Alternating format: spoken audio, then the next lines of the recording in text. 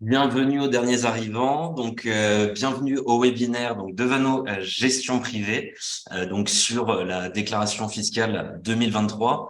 Donc, aujourd'hui, en fait, ça va se scinder en deux côtés. Donc, d'un côté, les pièges à éviter sur la déclaration fiscale et d'un autre côté, justement, toutes les solutions d'optimisation. On va évoquer ces deux aspects-là. Donc, on est ravis, en fait, de pouvoir faire cette présentation. En fait, vous avez été vraiment très nombreux à vous inscrire. Et donc, nous, justement, ça nous incite davantage à faire ce type de présentation, ce type de contenu. Là, on va vous présenter, en fait, deux spécialistes, chacun sur leur domaine respectif. Et du coup, le contenu, à mon avis, va être très intéressant pour vous. Donc, à partir de maintenant, je vais vous partager ma présentation, parce que là, on a de plus en plus de personnes connectées.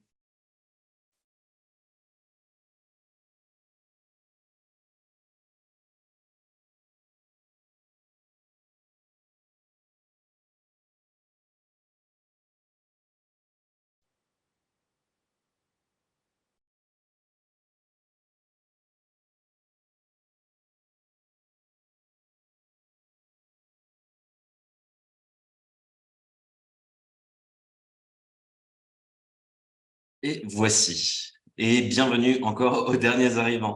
Je me présente rapidement. Moi, c'est Antoine Lerouzic. Je suis conseiller financier chez Vano Gestion Privée.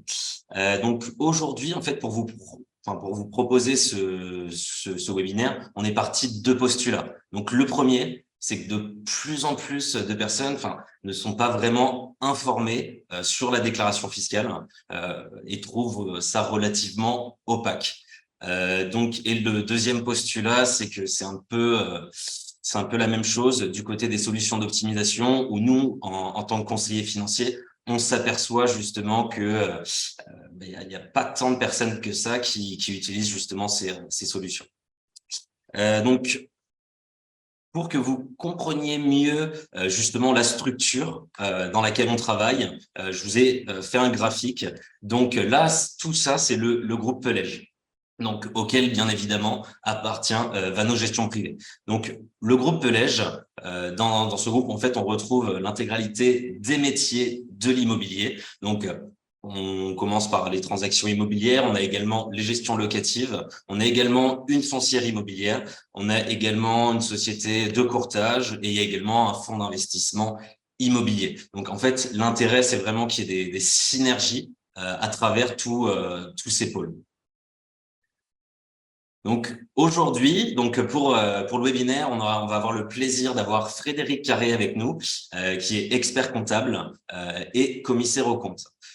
Et Vincent Coumans, donc conseiller financier chez Vano Gestion Privée. Pas la peine de noter les coordonnées pour le moment. De toute façon, moi, je vous redonnerai toutes les coordonnées à la fin.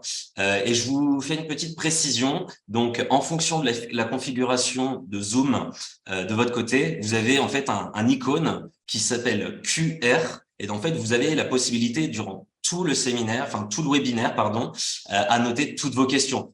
À la fin du webinaire, justement, on répondra au maximum de questions. N'hésitez pas à donner le maximum de détails du fait que les autres spectateurs ne verront absolument pas ces questions. C'est uniquement destiné, ça nous est uniquement destiné. N'hésitez pas à donner le maximum de détails.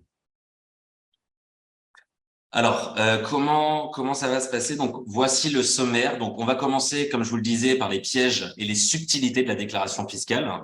Je vous ferai quand même une présentation succincte de Vano Gestion Privée juste avant. Ensuite, on va faire une présentation de la structure de la déclaration 2042 et 2044. Ensuite, on aura les pièges de la déclaration 2042.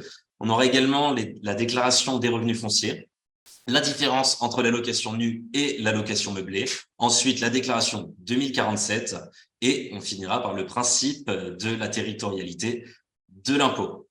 Sur la deuxième partie, avec Vincent, on aura les solutions d'optimisation de votre imposition avec le PER, un exemple chiffré par la suite. Ensuite, on aura le Girardin industriel et on aura ensuite la SCPI étrangère. Et puis ensuite, on abordera toutes vos questions.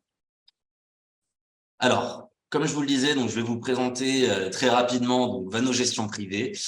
Donc c'est un cabinet donc, expérimenté en gestion de patrimoine et de fortune. On a plus de 30 ans d'existence. Aujourd'hui, nous, on a plus de 1000 clients au sein du cabinet pour un encours global d'environ 160 millions. Et donc, on a bien sûr une large gamme de produits disponibles. Quand on dit une large gamme, ça va vraiment être tous les contrats existants. Ça part du contrat d'assurance vie, le contrat de capitalisation, on a également les plans épargne retraite, on fait également du private equity et bien sûr les SCPI. Enfin, c'est vraiment très varié.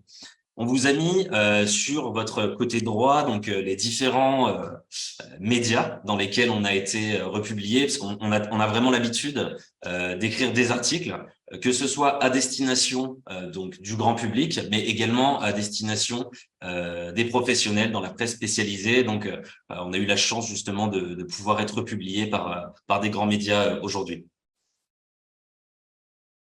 Et donc notre cabinet, c'est un cabinet donc qui est indépendant. Donc, on a des conseils, pour le coup, indépendants, sur mesure. Ça, j'insiste bien sur ce point, parce que du coup, on va effectuer un bilan patrimonial pour chacun de nos clients, ce qui va nous permettre de donner vraiment les conseils les plus adaptés possibles à sa situation. Donc, on va avoir un suivi personnalisé, des reportings réguliers, et ça, faut le noter, c'est par rapport aux banques privées, on a quand même des frais qui sont plus compétitifs, mais c'est souvent le cas de l'ensemble des cabinets de gestion de patrimoine.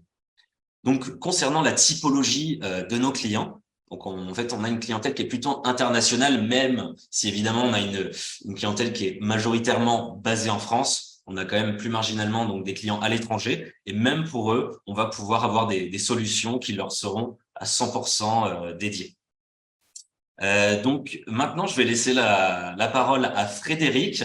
Donc Frédéric, si vous pouvez un petit peu vous présenter brièvement, et puis ensuite on abordera votre présentation.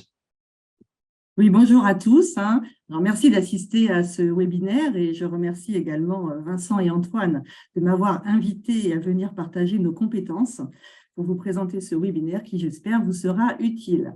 Donc, je suis Frédéric Carré, je suis expert comptable et commissaire aux comptes. Et également, j'anime régulièrement des diverses formations, notamment j'enseigne à l'université en master comptabilité, contrôle audit et également dans la préparation des diplômes d'expertise comptable. Donc, je vais également partager mon écran pour que vous puissiez suivre la suite du webinaire.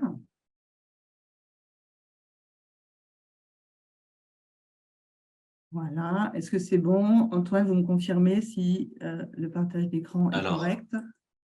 Je vais vous dire tout de suite. Alors, on n'a pas encore... c'est pas encore en plein écran. Si vous pouvez aller juste à gauche à partir de la diapositive actuelle. Alors, vous ne l'avez pas là? Non, pas pour le moment. Après, bon, alors, je recommence. Essayez à nouveau, sinon ce ne sera pas la peine de le faire en plein écran, on pourra quand même suivre la présentation. Non, non.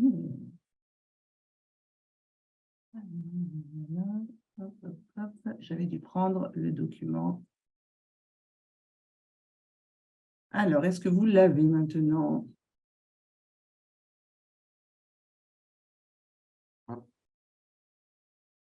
Là, c'est bon, on peut faire comme ça.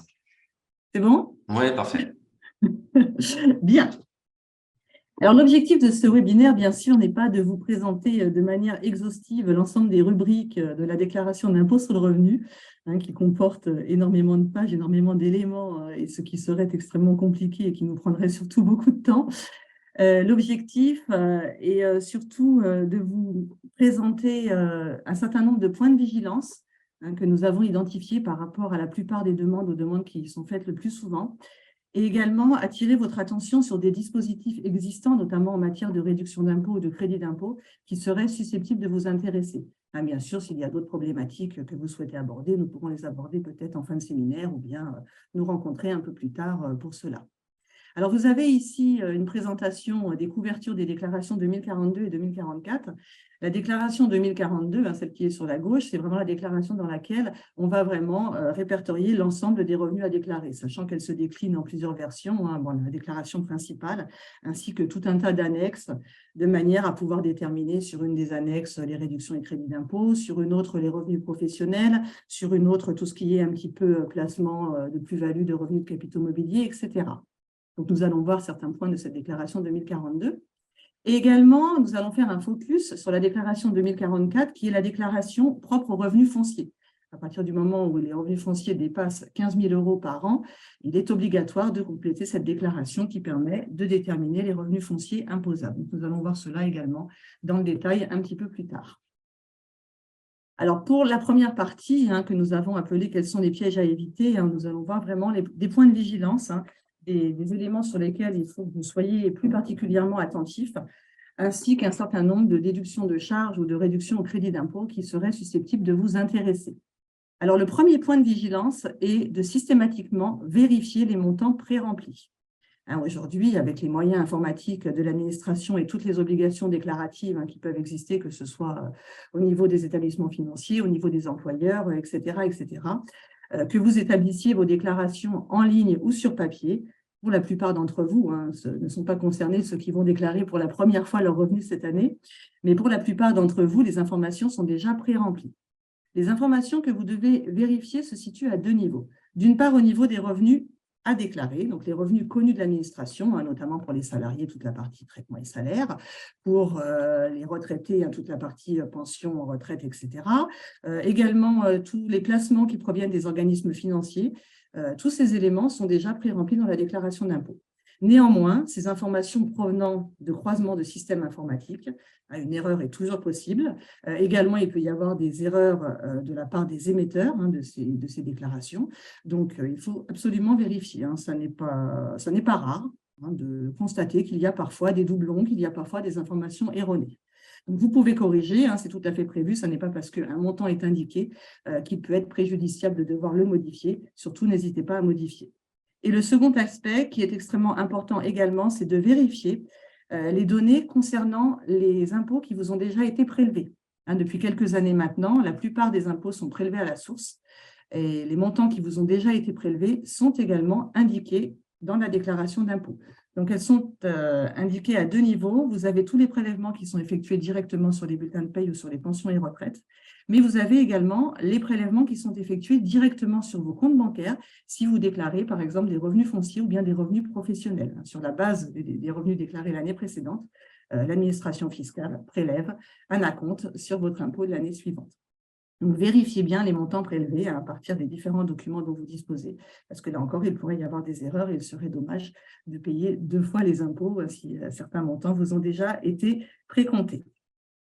Le deuxième point sur lequel nous souhaitions également attirer votre attention est l'option pour les frais réels.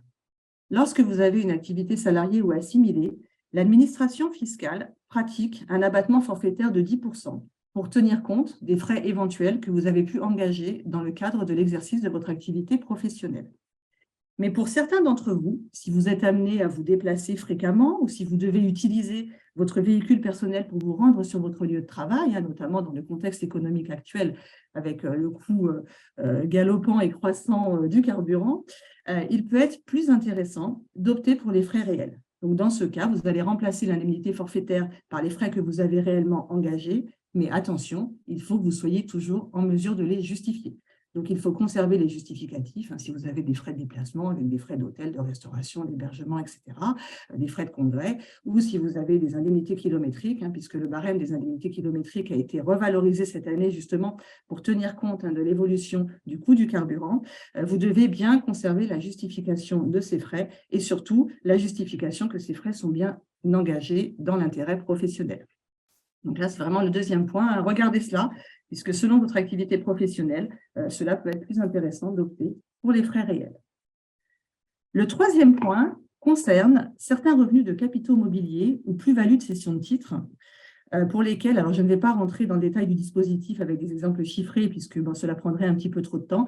Donc, si vous êtes concerné et que vous avez besoin de précision, je pourrais vous les donner plus tard. D'une manière générale, ces revenus sont soumis à un prélèvement que l'on appelle le prélèvement forfaitaire unique, que vous connaissez peut-être également sous le nom de flat tax, le terme anglo-saxon. Donc, ce prélèvement forfaitaire unique consiste en une imposition globale de 30% qui comprend 12,8% d'impôt sur le revenu et 17,2% de contribution sociale.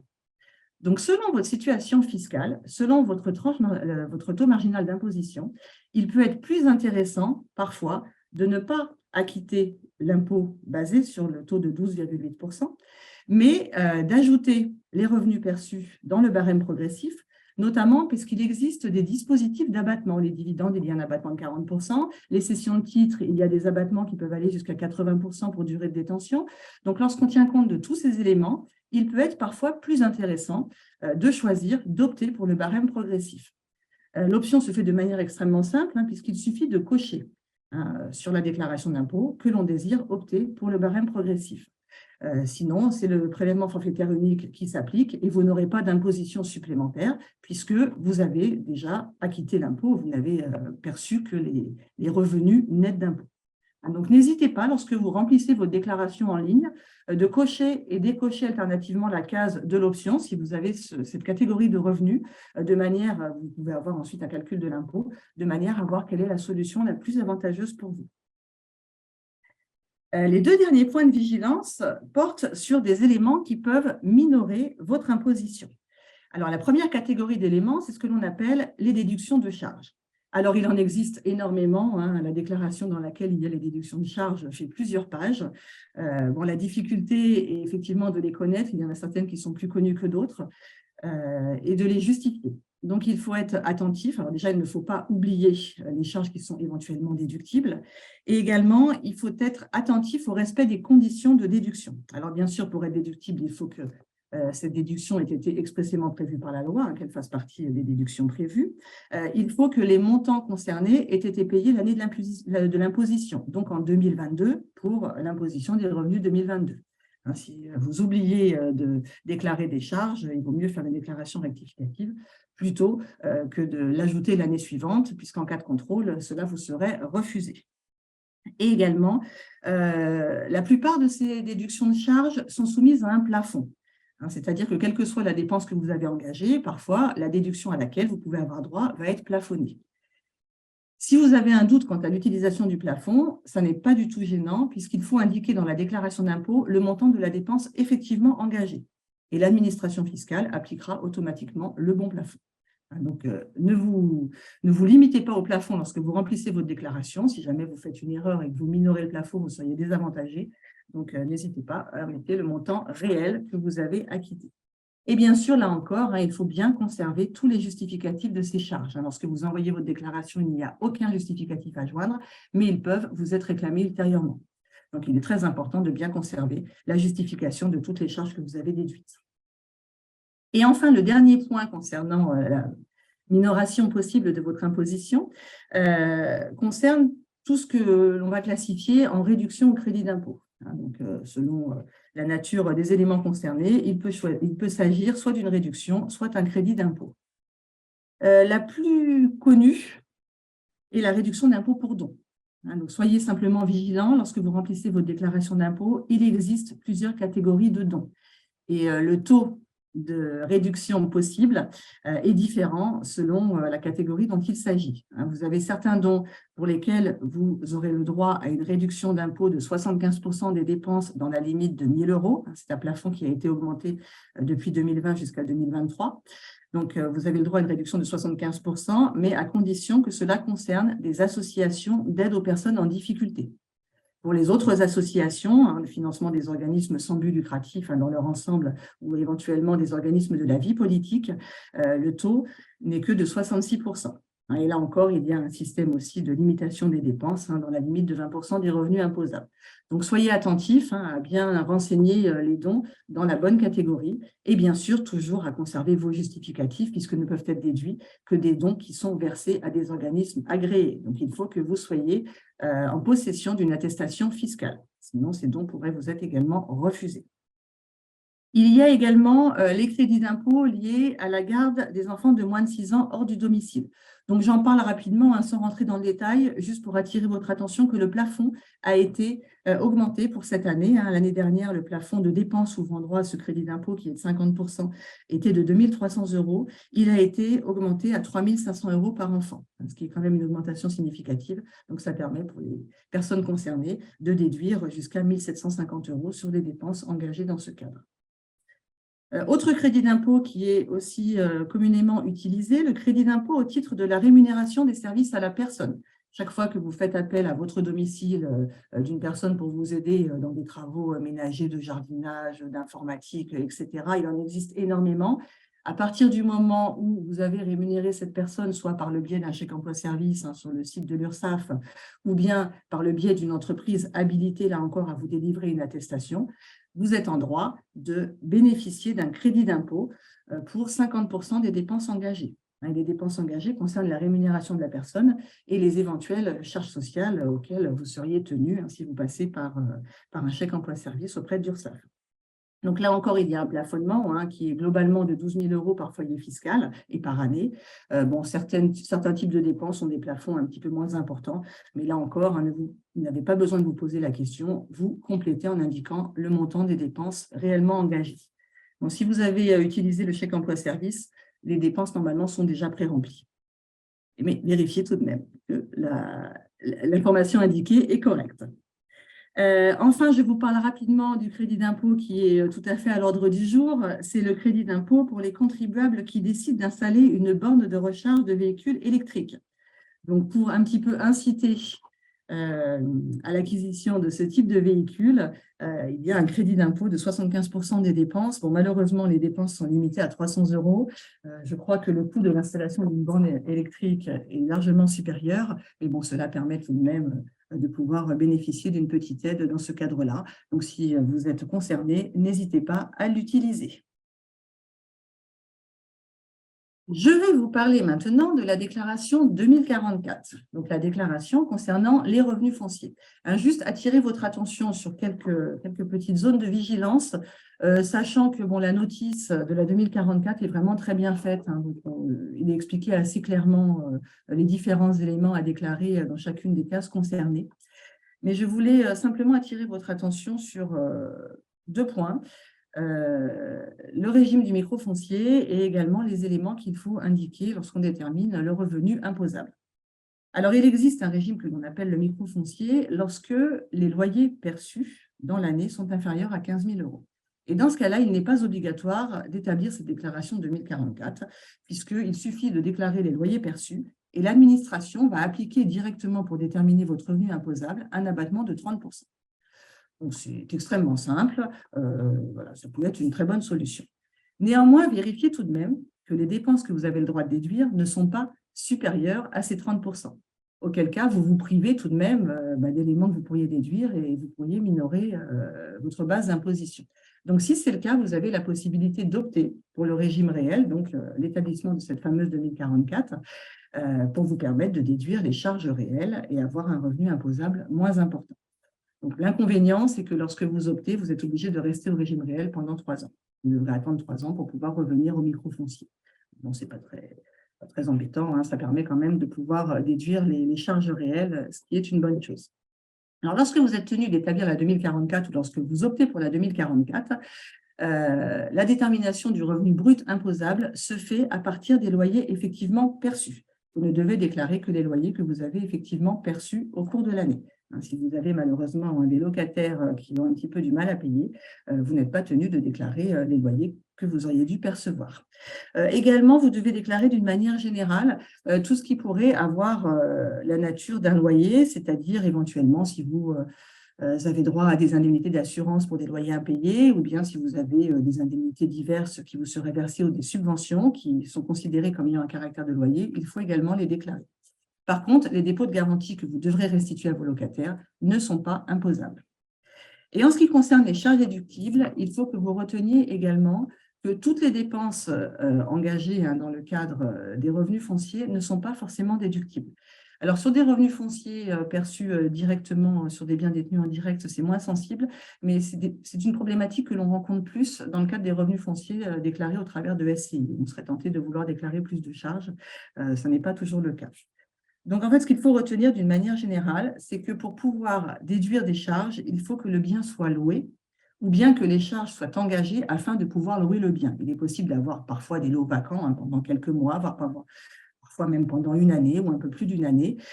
Si l'on est en mesure de justifier à l'administration que les travaux étaient nécessaires pour pouvoir louer le bien, on pourra déduire les charges. Par contre, s'il n'y a pas de loyer, théoriquement, on ne peut pas déduire les charges.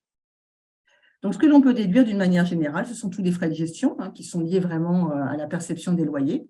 Là, ce sont des charges déductibles. Les primes d'assurance, en tant que propriétaire, il y a toujours une assurance obligatoire, c'est une charge tout à fait déductible. Toutes les dépenses d'amélioration et d'entretien, quel que soit leur montant, même s'il s'agit de travaux importants, toutes ces dépenses font partie des charges déductibles. Attention, l'année où elles sont payées. On a toujours cette notion, loyer encaissé, charges payées. Également, les taxes foncières et les taxes annexes, à partir du moment où elles ne sont pas refacturées aux locataires, elles sont déductibles. Et également, tout ce qui est provision pour charges de copropriété avec les régularisations adéquates lorsque les biens sont mis en copropriété. Et également, les intérêts d'emprunt, qu'il s'agisse d'intérêts d'emprunt liés à l'acquisition du bien ou bien d'intérêts liés à des emprunts pour pouvoir réaliser des travaux nécessaires au maintien du bien en l'état. Alors, bien sûr, tout ce qui est remboursement du crédit, par contre, n'est absolument pas une charge déductible. Donc, voilà un petit peu pour les éléments à déclarer dans 2044. Et surtout, soyez également vigilants. Si vous relevez du régime des microfonciers, il n'est pas toujours plus intéressant. Donc, vérifiez que vos charges ne dépassent pas l'abattement forfaitaire de 30%. Le dernier point concernant la location des biens, sur lequel nous voulons attirer votre attention, est la différence entre la location nue, dont nous venons de parler, qui relève du régime des revenus fonciers, et un autre type de location qui s'est fortement développé au cours de ces dernières années, qui est la location meublée. Donc, la différence, comme je viens de l'exprimer, consiste sur l'activité elle-même. La location nue consiste juste à louer les murs et le locataire va venir installer son mobilier pour pouvoir occuper, alors que dans le cadre de la location meublée, le Code général des impôts prévoit très clairement le minimum d'ameublement dont il faut disposer dans l'appartement ou dans le bien loué. Et le locataire, finalement, n'a plus qu'à venir poser ses valises et à s'installer. Alors, la différence fondamentale entre ces deux régimes est qu'il ne s'agit pas du tout du même régime fiscal. La location nue relève des revenus fonciers, tel que l'on vient de le voir. La location meublée, elle, est fiscalement considérée comme une activité commerciale.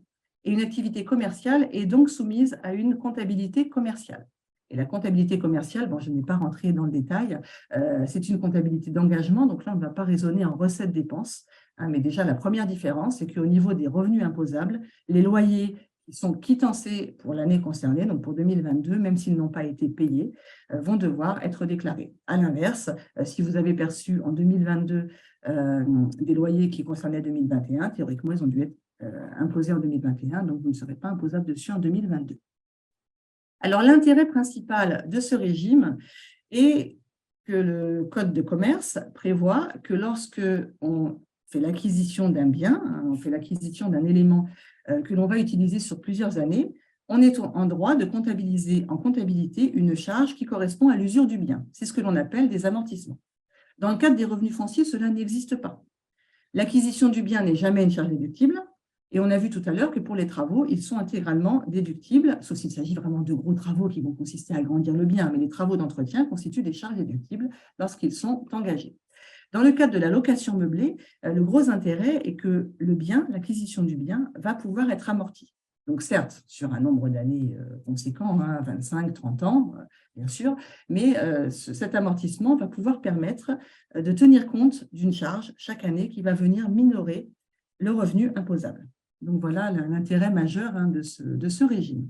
Alors, également, en ce qui concerne les travaux, on a une différence fondamentale, puisqu'on a vu dans les revenus fonciers, les travaux étaient intégralement déductibles. Dans le cadre de la location meublée, les travaux vont suivre le même régime que l'acquisition du bien, c'est-à-dire qu'à partir du moment où les travaux sont engagés pour pouvoir utiliser le bien ensuite sur de nombreuses années, ils devront également être amortis. Donc, ça n'est pas perdu. L'ensemble des dépenses engagées seront finalement déductibles, mais cela va s'étaler sur plusieurs années. Donc, ce régime peut avoir vraiment un intérêt. Donc, lorsque vous décidez d'investir pour louer un bien, il peut être vraiment intéressant de se poser la question. Bon, ça nécessite bien sûr, chaque cas est différent, de faire des simulations et de procéder à voilà, différents calculs. Dernier point concernant la différence entre ces deux régimes, cela concerne le traitement des déficits. Si les charges engagées sont supérieures au loyer perçu, vous allez vous trouver dans une situation déficitaire. Donc, bien sûr, pas de revenus imposables, mais parfois, ces déficits peuvent venir minorer l'ensemble de votre imposition. Dans le cadre du revenu foncier, jusqu'à 10 700 € par an, vous pouvez effectivement imputer le déficit foncier sur l'ensemble de vos autres revenus. Si vous dépassez 10 700 €, ils seront reportables sur les années ultérieures. Ça n'est pas perdu, jusqu'à 10 ans. Dans le cadre de la location meublée, le plus souvent, il s'agit de location meublée non professionnelle, ça n'est pas votre activité principale. Les déficits, alors, ne sont pas imputables sur vos autres revenus, mais ils seront uniquement reportables sur des revenus de même nature. Donc, lorsque votre activité deviendra bénéficiaire, vous ne serez pas non plus imposable parce que vous pourrez imputer les déficits que vous avez un petit peu mis de côté année après année lorsque c'était le cas. Donc, il y a un régime particulier pour la location meublée professionnelle que je ne vais pas développer ici. Donc là, dans ce cas-là, vous pouvez imputer sur les autres revenus, mais je pense que c'est un petit peu plus rare. Donc, je vous en parle tout de même, mais on y reviendra si vous avez des questions là-dessus.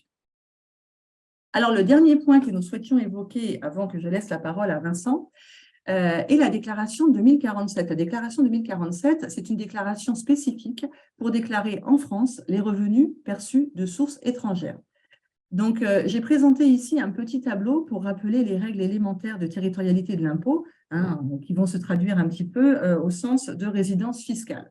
La question que l'on se pose souvent, on en entend parler beaucoup dans les médias, est-ce qu'on est résident fiscal en France ou est-ce qu'on est non-résident? Le statut de non-résident, a priori, permet de ne pas payer d'impôts en France. Enfin, on pense que ça permet de ne pas payer d'impôts en France, mais on va voir que parfois, ça n'est pas toujours le cas. Donc, il y a tout un tas d'éléments à prendre en considération que je ne vais pas développer ici. Il peut également exister, selon le pays concerné, des conventions fiscales internationales. Donc, en fait, ce qu'il faut retenir de cette situation, c'est que soit le contribuable est considéré comme ayant sa résidence fiscale en France, donc dans ce cas-là, il est imposable en France sur l'intégralité de ses revenus, qu'ils soient de source française ou étrangère.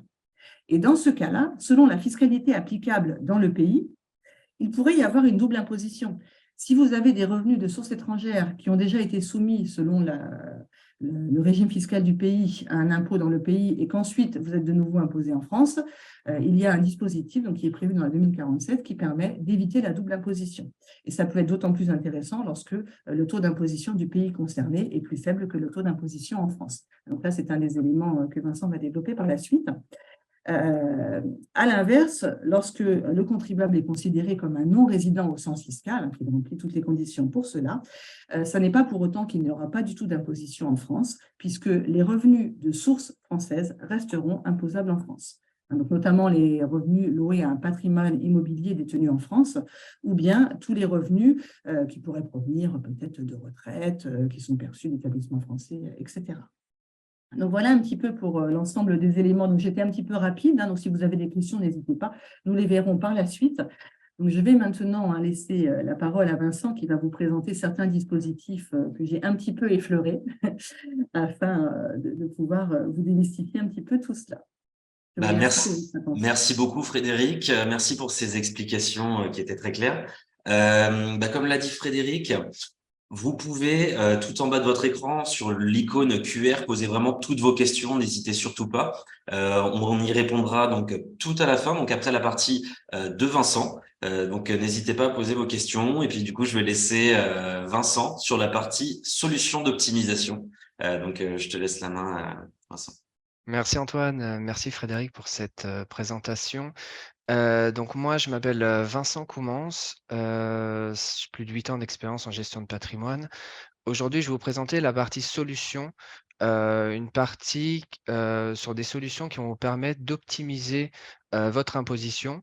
Alors, il existe un large panel de solutions différentes. Aujourd'hui, on va vraiment mettre en avant 3 solutions, des solutions qui nous paraissent être les plus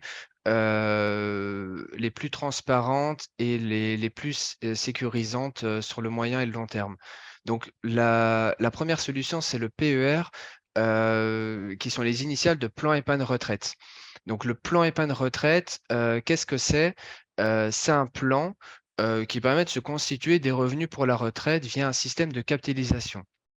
Donc, chaque versement qui est effectué permet de bénéficier d'un avantage fiscal. Quel est cet avantage fiscal? C'est une déduction. Donc, lorsque vous versez un montant sur le PER, vous bénéficiez d'une déduction fiscale, c'est-à-dire que le montant que vous versez va être déduit de votre revenu imposable et in fine, vous allez bénéficier d'une réduction d'impôt. Évidemment, il y a des plafonds qui sont à respecter. Donc, ça présente 3 avantages principaux, ce PER. Donc, la déduction fiscale, ça vous prépare à la retraite parallèlement au système par répartition que vous connaissez. Et également, ça offre une flexibilité à la sortie. Contrairement aux anciens plans épargne retraite qui se débloquaient uniquement sous forme de rente, le plan épargne retraite, lui, vous permet de bénéficier d'une flexibilité, c'est-à-dire vous pouvez sortir soit sous forme de capital, soit sous forme de capital fractionné, soit même mixé, soit une sortie soit en capital, soit en rente. Je vous montre un exemple qui sera plus parlant. Voilà, donc premier exemple assez facile, c'est un cadre célibataire qui décide de verser 15 000 € sur son PER en 2023. Il a une tranche marginale d'imposition de 30%. Cette tranche marginale d'imposition est déterminée en fonction de son revenu net imposable. Donc, il bénéficiera grâce à ce versement d'une réduction d'impôt de 4 500 € en 2024. Comment ces 4 500 € sont calculés? C'est très simple, c'est 15 000 € fois les 30%. Deuxième exemple, un peu plus complexe, pour vous montrer que le PER est un outil patrimonial qui offre diverses possibilités. C'est un cadre marié qui a un enfant et qui verse 30 000 € en 2023. Il va au-delà de son plafond car il mutualise en utilisant le plafond de son épouse et en plus, il a ouvert un PER pour son fils sur lequel il a versé 4 000 €. Toutes les sommes sont déductibles de son revenu net imposable et donc il va pouvoir déduire ces 30 000 € à la somme, ces 34 000 € à la somme de 30%, donc ce qui va donner une réduction d'impôt en année N+1 de 10 200 €. Donc le PER, c'est vraiment le placement qui offre le plus de visibilité sur le long terme. Plus votre tranche marginale d'imposition va être importante, donc à partir de 30, 41, 45, plus le mécanisme sera efficace en matière d'optimisation fiscale. Deuxième exemple, c'est le Girardin industriel. Ce mécanisme ne permet pas une déduction fiscale, mais va vous permettre de bénéficier d'une réduction d'impôt directement. Donc ici, il s'agit d'investissements défiscalisés à partir de SNC qui louent du matériel industriel auprès de sociétés basées outre-mer. Donc évidemment, il y a des garanties, des assurances qui sont mises en place, parce que, de temps en temps, des investissements outre-mer peuvent paraître, pas très prudents. Donc il y a vraiment des garanties et des assurances qui sont mises en place et vous bénéficiez d'une réduction d'impôt de 110 % du capital investi au bout d'1 an. Ça signifie qu'aujourd'hui, je décide de verser 10 000 € sur un Girardin industriel. En fin août, début septembre 2024, je vais recevoir une réduction d'impôt de 11 000 €. Donc ce qui est intéressant, c'est que le Girardin industriel est soumis à d'autres plafonds de niche fiscale que le plafond des 10 000 € mentionné par Frédéric. Et donc, on peut souscrire jusqu'à 36 818 € cette année-ci sur ce plan. Donc, nous, on travaille avec un seul partenaire parmi tous les partenaires qui sont présents en France, c'est Interinvest. Pourquoi? Parce qu'il a d'une part 31 années d'expérience. Il a investi plus de 4 milliards d'euros dans des opérations outre-mer et il n'y a eu aucun défaut. Donc, c'est vraiment important pour nous que les investissements soient sécurisés sur le long terme et c'est pour ça que vous bénéficiez d'une réduction d'impôt de 110 du montant investi. Troisième et dernière solution qu'on a décidé de mettre en avant aujourd'hui, sont les CPI, mais dont le patrimoine immobilier est investi à l'étranger.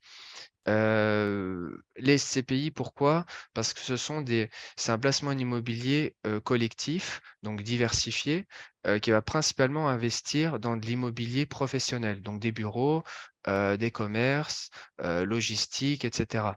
Donc, vous, en tant qu'investisseur, vous recevez des loyers et ces loyers vont subir une fiscalité particulière comme les loyers ont été perçus à l'étranger. Donc, évidemment, l'État français a mis en place des conventions fiscales entre la France et les autres pays européens. Donc, cette convention fiscale va vous permettre d'éliminer les doubles impositions entre la France et le pays où sont perçus les loyers. Donc, il n'y aura pas de double imposition. Et l'avantage principal, c'est que vous n'aurez pas de prélèvements sociaux. Donc, la SCPI va vous permettre d'avoir des rendements plus attractifs, une sécurité, puisque ce sont des investissements qui sont totalement diversifiés géographiquement, diversifiés d'un point de vue typologie d'actifs et diversifiés d'un point de vue diversifié également d'un point de vue du type de locataire. Donc, vous bénéficiez d'une exonération fiscale par rapport à un investissement immobilier classique. Et comme l'investissement se fait sous forme de parts, c'est très flexible et permet d'éviter des indivisions en cas de transmission du patrimoine. Dernier point, étant donné, la hausse récente des taux d'intérêt, c'est plutôt un point macroéconomique, les SCPI étrangères offrent un avantage supplémentaire actuellement parce que les prix immobiliers à l'étranger ont beaucoup diminué et comme les SCPI ici collectent énormément de montants en cash, au comptant, elles ont la possibilité d'investir dans cet immobilier, prioritairement par rapport à d'autres acteurs. Donc, elles bénéficient et les points d'entrée sont assez intéressants. Donc, elles bénéficient pour le moment de ces hausses des taux et donc le moment est plutôt intéressant pour investir sur cette classe d'actifs. Je vous donne un exemple par rapport à une SCPI ou même à un bien immobilier en France, d'un même rendement brut. Vous voyez que pour une SCPI en France, vous avez un rendement brut de 5, on passe à 2,6. J'ai pris une tranche marginale d'imposition de 30%, alors qu'une SCPI allemande, on va être à 3,8% net. Donc, vous voyez, il y a déjà un gap au niveau rentabilité nette uniquement d'un point de vue des mécanismes fiscaux entre les 2 types de SCPI. Donc, et après, il y a d'autres mécanismes sur le rendement. Ici, j'ai pris un même rendement brut. Voilà, donc si vous avez des questions, n'hésitez pas en tout cas. Donc je conclus. Frédéric, vous a présenté les nombreux pièges qui sont évitables. Vous avez fait une très belle présentation de la 2042, 2044, 2047. Donc vous voyez qu'au sein de Vano, un accompagnement est vraiment possible, que ce soit au niveau, d'une aide à la déclaration fiscale, mais aussi une aide, relative à vos, futurs placements, si vous voulez, une certaine optimisation de votre imposition. Donc, il existe un large éventail de solutions. Aujourd'hui, compte tenu du temps de parole et du temps de ce webinaire, je vous ai présenté et mis en avant que 3 solutions qui nous paraissent les plus rentables et surtout qui offrent des mécanismes différents. Un, une déduction fiscale, une réduction d'impôt directement et la dernière, c'était une optimisation fiscale. Donc, n'hésitez pas si vous avez des questions. En tout cas, j'étais ravi de vous présenter cette partie-là du webinaire et je laisse la parole à Antoine si vous avez des questions. Je vois qu'elles sont nombreuses. Donc voilà, je serais ravi d'y répondre et n'hésitez pas à prendre contact avec nous par la suite si on n'a pas répondu à vos questions. Merci Oui, beaucoup. merci beaucoup Vincent pour ta présentation. Alors effectivement, là on a beaucoup de questions aujourd'hui. Donc ce qu'on va faire, enfin moi je vais essayer de sélectionner les questions les plus générales, celles qui seront un petit peu trop détaillées, qui seront vraiment propres à votre situation. On se permettra de revenir vers vous. Et si jamais vous n'avez pas donné vos coordonnées dans les questions et que vous voyez qu'on n'y répond pas, n'hésitez surtout pas à les donner ou à nous contacter. On pourra prendre rendez-vous très facilement, soit sur la partie vraiment fiscale, et du coup, vous serez avec Frédéric, soit sur la partie solution d'optimisation, et puis là, on orientera plus soit vers Vincent, soit vers moi-même. Donc, je vais vous poser les premières questions. Alors, on a Monsieur Foucault qui demande, est-ce qu'il y a une bonne liquidité des SCPI fiscales sur le marché secondaire? Combien de mois en moyenne revendre sa pour revendre, pardon, sa SCPI fiscale. Donc, Vincent, plus pour toi. Merci pour cette question. Alors, sur ces CPI, sur les CPI fiscales, qu'elles soient Pinel ou Malraux, il y a très peu de liquidités. Je pourrais répondre par la suite. Il faut que je regarde sur le marché secondaire quelle est en moyenne, la durée. Mais en tout cas, la liquidité est très limitée puisqu'il faut trouver un acheteur et comme il y a très peu de rendement par la suite sur ces CPI-là, la liquidité est vraiment limitée. Mais je pourrais me renseigner le cas échéant si vous nous précisez, quel type de CPI, fiscale heu, de quelle SCPI vous parlez, si c'est une SCPI plutôt Malraux, déficit foncier ou Pinel? Très bien, merci Vincent. Donc là, une question plus pour Frédéric. Euh, alors, j'aimerais savoir comment se calcule l'IFI, soit sur le montant total des biens ou sur ce qui dépasse les 1,3 million. Alors, on va parler effectivement un petit peu de l'IFI parce que j'ai vu aussi passer, du coup, je vais en profiter, hein, j'ai vu passer aussi 2 autres questions concernant l'IFI, je crois, en C'est ça. regardant rapidement. Donc, l'IFI, effectivement, le barème, donc l'IFI se calcule à partir d'un barème par tranche. Et donc, la première tranche du barème commence à partir de 800 000 euros. Mais l'administration a prévu que l'on était redevable de l'IFI qu'à partir du moment où le patrimoine dépasse 1,3 million. Donc, il faut faire l'addition de tout votre patrimoine immobilier.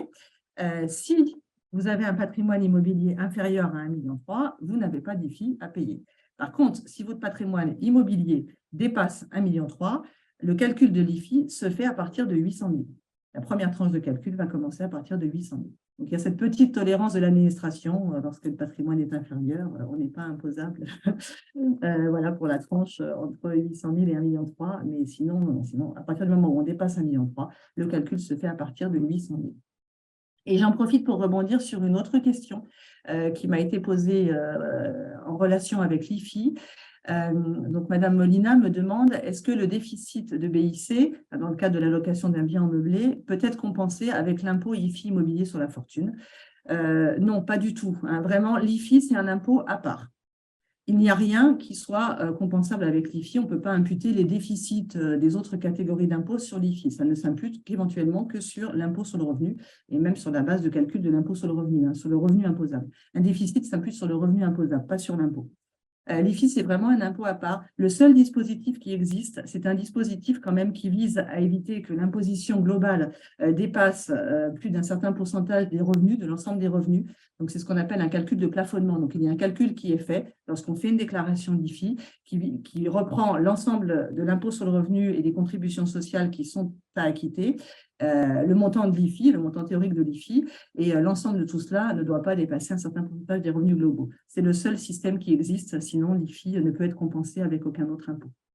Ok, très bien, merci Frédéric. J'ai une autre question pour vous qui vient de Monsieur Becquet. Alors, dans le cas d'une location meublée, si on a seulement l'usufruit d'un bien, peut-on malgré tout amortir la valeur du bien? Alors, la problématique, oui, là, il faudra quand même peut-être que je vérifie parce que le démembrement, c'est quelque chose de très particulier. Mais bon, la logique fiscale est que l'usufruitier doit déclarer les impôts correspondant aux biens dont il a l'usufruit, qu'il s'agisse de revenus fonciers, qu'il s'agisse d'IFI, etc., etc. Donc, à partir du moment où l'usufruitier va tirer des fruits d'une activité en location meublée, il va devoir déclarer selon les règles du BIC. Et dans la mesure où les règles du BIC prévoient l'amortissement du bien, je ne vois pas comment on pourrait avoir un régime de calcul qui soit différent concernant l'usufruitier parce qu'il n'est pas réellement propriétaire du bien. Mais en ce qui concerne le calcul des revenus imposables, le calcul restera le même. Donc, on appliquera les mêmes méthodes. Très bien. Donc, il y a quelqu'un qui a posé une question de manière anonyme. Donc, j'avais compris qu'investir dans le Girardin industriel est un investissement à perte. On perd son capital, mais on bénéficie d'une réduction d'impôt. Est-ce exact? Je te laisse répondre, Vincent. Oui, c'est exact. C'est-à-dire que les 110 C'est la totalité de ce qu'on va percevoir. Vous recevez votre capital en année N+1 plus la rentabilité du Girardin et après, le risque, de ce type d'investissement, c'est qu'il y ait un défaut, c'est-à-dire que, l'engagement ne soit pas respecté lors des 5 années qui se poursuivent, qui suivent l'investissement et donc c'est pour ça que nous on travaille avec Interinvest où il y a eu aucun défaut pendant 30 ans. Donc, mais oui, c'est 110 c'est la seule chose que vous recevez de cet investissement. Merci Vincent. Donc, pour répondre très rapidement à Monsieur Beckman, alors oui, les diapos seront disponibles. Il faudra simplement nous les demander par mail et comme ça, on pourra vous les envoyer si jamais vous avez besoin du contenu. Autre question pour toi, Vincent, concernant le défaut. Quelqu'un demande ce qu'on appelle donc un défaut sur le Girardin industriel, parce que sur une des diapositives, tu évoquais un défaut. Le fait qu'il n'y en avait pas justement Oui, exactement. pour Interinvest. Exactement, ça signifie qu'une des sociétés à qui on a confié, les fonds, tombe en faillite ou ne respecte pas les engagements initiaux tout simplement et dans ce cas-là, l'avantage fiscal est remis en cause. Très bien. Merci Vincent. Alors, autre question. Alors, les non-résidents sont-ils nécessairement tenus de payer des charges sociales sur les loyers perçus sur leurs biens immobiliers en France? Je vous laisse répondre, Frédéric. Alors oui, l'imposition qui est prévue hein, sur tout ce qui est revenus fonciers, hein, notamment, hein, prévoit l'imposition d'une part pour la partie impôt sur le revenu et également sur la partie contribution sociale. Parfait. Alors, j'ai une question, on n'a pas abordé ça. Donc, en fait, quelqu'un demande plus d'informations sur les plafonds évoqués sur le PER. Alors, je peux répondre, les plafonds, représentent 10 du revenu net imposable, pour une personne salariée. Les personnes qui ont une activité libérale bénéficient d'un plafond supplémentaire de 15 compris entre 1 et 8 fois le plafond annuel de la sécurité sociale, qui est autour de 40 000 € et des poussières, mais je parle sous le contrôle de Frédéric et comment ça fonctionne? C'est lorsqu'on verse, sur le PER, on utilise le plafond de l'année N, puis l'année N-3, puis N-2, N-1. Donc on a les plafonds sont reportables, chaque année. J'ai lu une autre question aussi sur, est-ce qu'un retraité peut verser des fonds sur un PER?